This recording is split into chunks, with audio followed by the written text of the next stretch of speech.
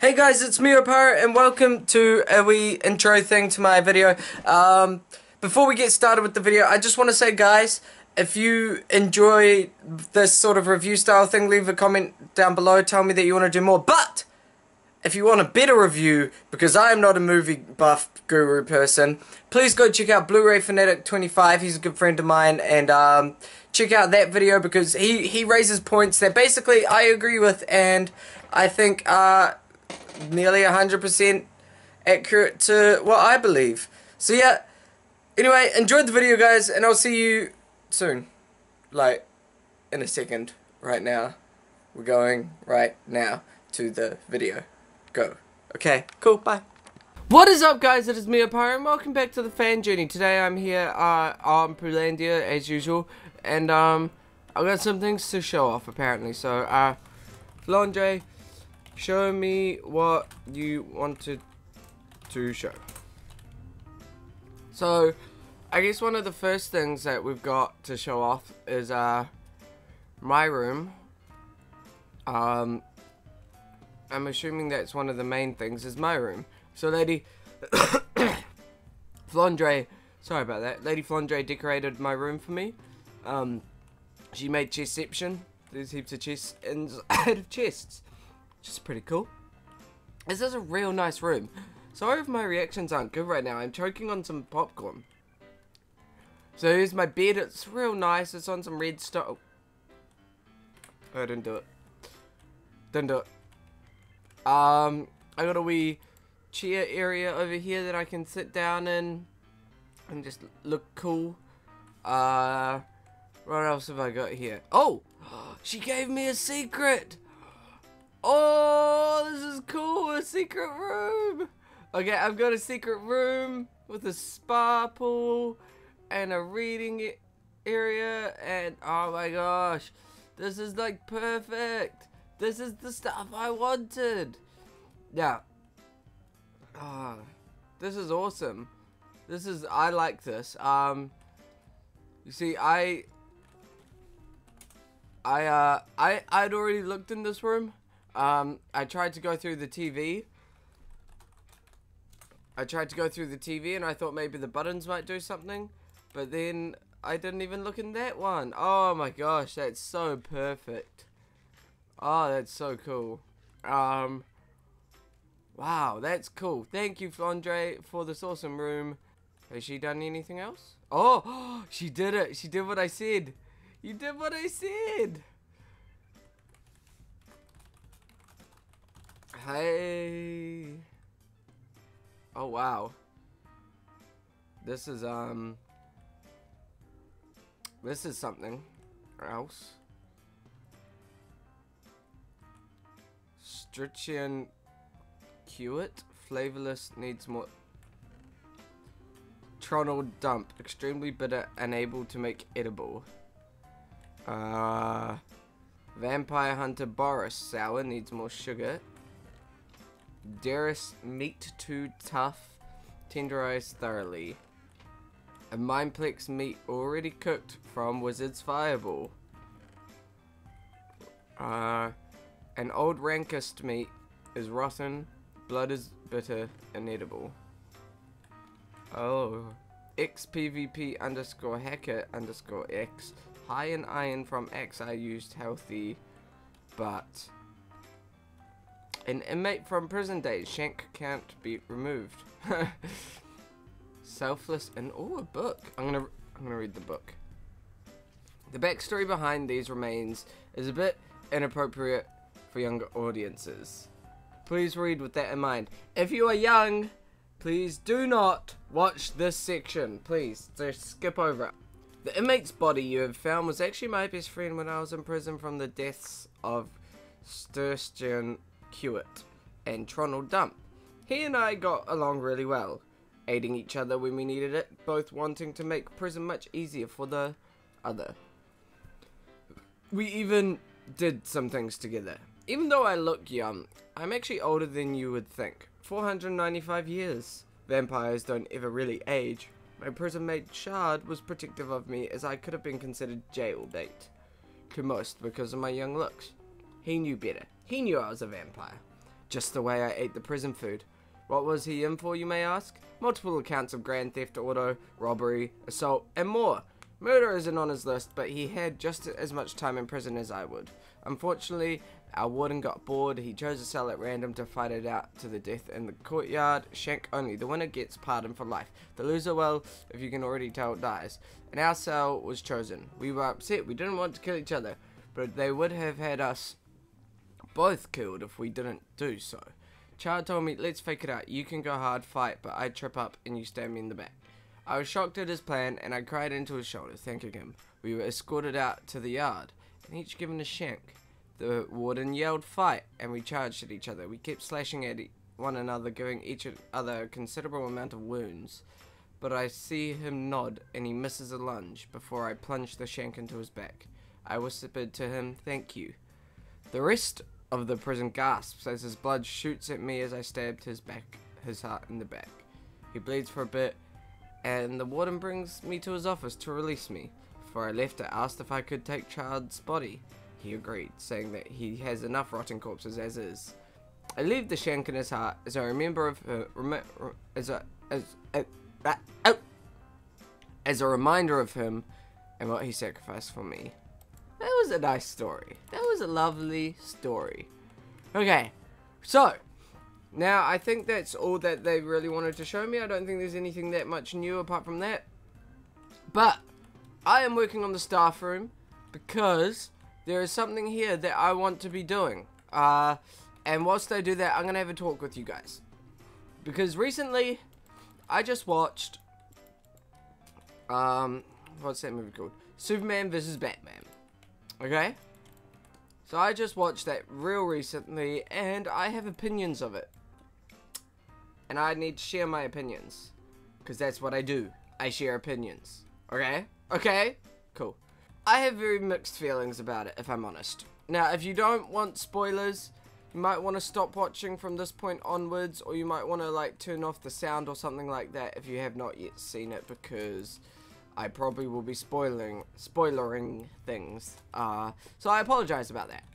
Let's start with the good of Batman v Superman. Okay? So that's where we go.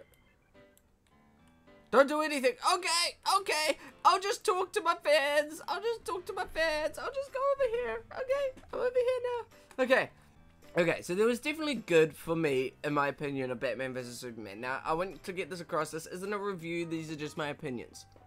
So yeah, let's start with the good. So there is good in this movie. It's not a bad movie, in my opinion. It's not a great movie. It's just a movie for me. So some of the good that happened in this movie were starting off with the musical score, especially for Lex Luthor. So I loved all the music in that movie. All the music, all the sound was incredible. Lex Luthor's music and his theme music and all that kind of stuff. Every time he was around, it felt good. It felt scary. It felt like dark, twisted, that kind of stuff, and I loved it. That was really cool for me personally. And speaking of Lex Luthor, I personally love Jesse Eisenberg's interpretation of Lex Luthor. I thought it was incredible. I thought it was one of the I thought it was the best way he could have done it. And so I was highly impressed with his interpretation of Lex Luthor and how he thought Lex Luthor would come out on the big screen. So I was very happy with that. It was a lot better than other Lex Luthors that I've seen in the past. So yeah, that was really positive. I also loved when Wonder Woman came in. Because, you know, like, Doomsday shooting his big laser straight at Batman, and you're like, oh no, Batman's gonna die, and then boom, comes down something that's blocking it. And I honestly thought it was Superman. He's magically got him back, and he's using his super duper laser eyes to defeat the Doomsday. I thought, oh, okay, yay. But then all of a sudden, all the fire and lightning and whatever the hell was going on is gone. And it's actually Wonder Woman. And I was like, okay, Wonder Woman is a lot more badass than expected. And that's hype. you know, so that made me quite happy, and that was a cool scene. And then she kind of just fought, and it was pretty awesome. So I was very happy with that in a sense of what that was. So yeah, so the music, Jesse Eisenberg and Wonder Woman were all great. Some other things that were good, I really liked. Oh, I loved all the CGI, all the special effects, all that kind of stuff. I thought they did really well with that stuff. It looked good. It looked realistic. I was happy with it. I had no complaints in terms of visual effects or anything like that. There were explosions galore. The fighting was really good. All that kind of stuff was good. So you could tell that they really focused on that side of the movie.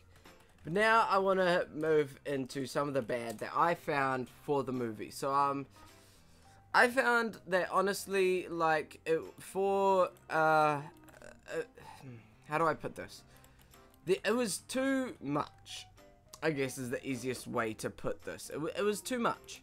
There was so much going on all the time that you just kind of got lost in everything, and it got too much. It got way too much, and I didn't like that. Like, you know, the thing that Marvel movies do well is that they've got their intensity, they've got their fighting, they've got their that stuff, but then they got their campy humor that makes it funny, it makes it fun, it makes it good. Whereas this was intensity, suspension, intensity, and it just 2 hours of that is not what I would want in a Superman movie, in a superhero movie. Like, you need a bit of that humor, you need a bit of that, you know, you need all that kind of stuff all coming together to make a good superhero movie, in my opinion. And yeah, so that was just a bit too much. I personally didn't like Ben Affleck's rendition of, no, that's not a silverfish, of Batman. I didn't like it. I didn't think he did well. I can't give you reasons why, because I just didn't. I was just watching it and I'm like, I just don't like this. I'm just not happy with it. And there's no real reason apart from that I didn't. And so, like, it would never hold up as a valid argument, but I can't say that I would change my opinion.